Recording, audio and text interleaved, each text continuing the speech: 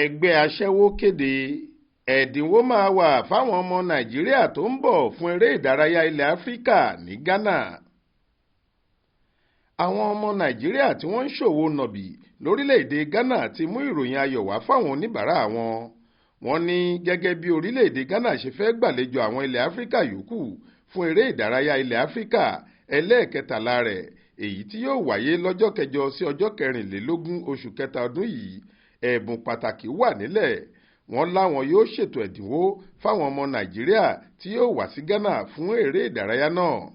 Ọ̀kan lára àwọn obìnrin tó bá akọ̀ròyìn New Nigerian sọ̀rọ̀ ṣùgbọ́n tí kò dárúkọ ara ẹ̀ sọ pé inú òun ń dùn gidigidi nítorí bí ètò náà ṣe fẹ́ wáyé nílùú Accra, olú ìlú orílẹ̀-èdè Ghana. Inú wa dùn gidi gan pé a máa láǹfààní láti rí àwọn ọkùnrin wa láti Nàìjíríà nígbà tí eré ìdárayá náà bá bẹ̀rẹ̀. A máa gbìyànjú gbogbo ipá wa láti ṣe ọrọ̀ ajé pẹ̀lú dídín iye owó iṣẹ́ wa kù. A ó sì rí dájú pé a mú inú wọn dùn tí wọ́n bá nílò iṣẹ́ wa. Ohun tó dá mi lójú ni pé wọn ò ní kábàámọ̀ pé wọ́n bá wa dòwò pọ̀. Inú wọn á dùn pé wọ́n bá wa nájà ara. Bákan náà ni obìnrin yìí tún ṣàlàyé ìdí tí Accra fi fẹ́ tẹ́ wọn lọ́rùn fún iṣẹ́ òwò wọn ju Nàìjíríà lọ nígbà tí wọ́n bí i. Ó ní owó ṣíṣẹ́ gangan ni ohun tó fà á àti pé gbígba owó iṣẹ́ àwọn ní owó ilẹ̀ Ghana pé ju náírà lọ.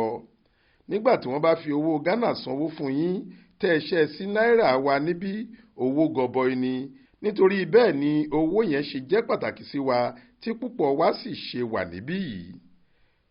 Ìwádìí fi hàn pé láàárín àwọn obìnrin gbélépawó yìí pé láàárín 150 owó Ghana 150 GHC sí àpò kan ààbọ̀ owó Ghana 250 GHC ni wọ́n máa ń san lọ́sọ̀ọ̀sẹ̀ fún yàrá tí wọ́n ń lò sí lójúnà àti lè máa ríṣẹ́ ajé wọn ṣe láìsí ìdíwọ́.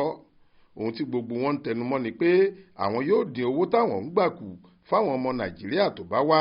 Gbogbo agbára làwọn yóò sì sà láti tẹ́ wọn lọ́rùn. Monísọ́lá Sàká ló ṣàkójọ ìròyìn yìí fún iléeṣẹ́ tẹlifíṣàn Aláròye online. Faith Adébọ́lá ló kà á sétí ìgbọ́ yín.